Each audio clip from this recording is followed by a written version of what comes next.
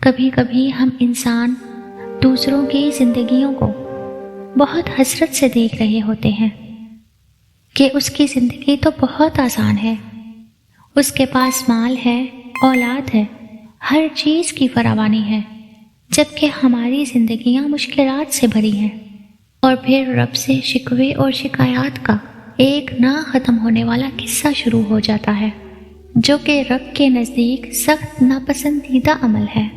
ہم قطعاً دلچسپی نہیں لیتے یہ جاننے میں کہ ہماری اپنی ذات میں ایسی کیا خامیاں ہیں جس کی وجہ سے ہم بے سکون ہیں یا ہماری زندگی میں سکون نہیں ہے۔ اس کی سب سے بڑی وجہ یہ ہے کہ ہم نماز کو اپنی زندگی کا لازمی حصہ نہیں بناتے۔ جب ہم ایک فرض چیز کی ادائیگی سے غافل ہیں تو پھر کیسے اپنے رب سے شکوہ کر سکتے ہیں کہ ہماری زندگی سہل نہیں یا ہماری دعائیں قبول نہیں ہوتی؟ نمرہ احمد کیا خوب لکھتی ہیں کہ جس زندگی میں ہم اللہ کے لیے وقت نہیں نکالتے نا، اس زندگی میں پھر ہم اپنے لیے بھی وقت نہیں نکال پاتے۔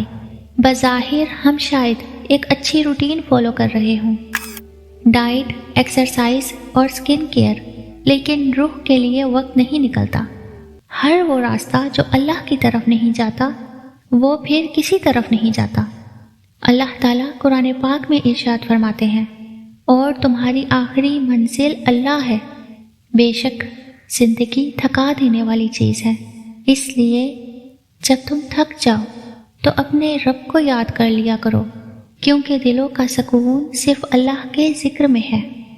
اور اس کے لیے بہت ضروری ہے کہ تم اللہ سے شکوہ کرنے کے بجائے توبہ اور استغفار کو خود پر لازم کر لو اور اللہ سے ہدایت مانگنے والے بن جاؤ۔ رسول کریم صلی اللہ علیہ وآلہ وسلم نے فرمایا ہے، جس آدمی نے استغفار کو لازم کر لیا، اللہ تعالیٰ اس کو ہر تنگی سے نکال دیں گے، اس کے ہر غم کو دور کر دیں گے اور اس کو ایسی جگہ سے رزق عطا فرمائیں گے جہاں سے اس کو وہم و گمان بھی نہ ہوگا۔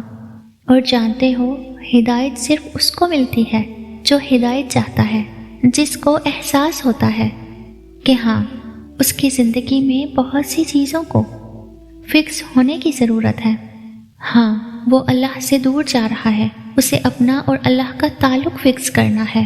جب تم اس نیت کو اپناؤ گے تو اللہ تعالیٰ خود بخود تم پر ہدایت کے راستے کھولتا چلا جائے گا۔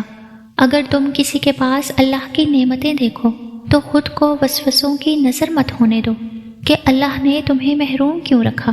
صحیح مسلم کی روایت ہے، حضرت محمد صلی اللہ علیہ وآلہ وسلم نے فرمایا ہے، جو شخص اللہ کے ذکر میں مشغول رہتا ہے اس کا دل کبھی بھی غمگین نہیں ہوتا اور اس کی زندگی میں سکون آ جاتا ہے۔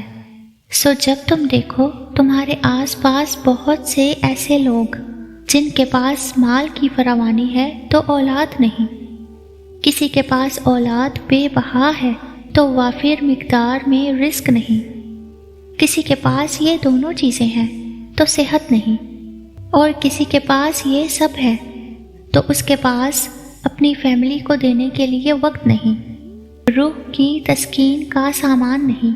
اللہ نے اس دنیا کا نظام ایسے ہی بنایا ہے اور یہ ایسے ہی چلے گا، کیونکہ اگر سب کو سب کچھ مل جائے تو اللہ کو یاد کرنے والا کوئی نہ رہے۔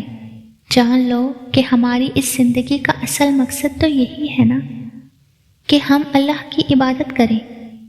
اللہ تعالیٰ نے قرآن میں فرمایا ہے، یقیناً اللہ کی یاد ہی دلوں کو سکون دیتی ہے۔ اللہ سے دعا ہے کہ اللہ تعالیٰ ہمیں اپنے شکر گزار بندوں میں شامل کرے۔ آمین الہی آمین۔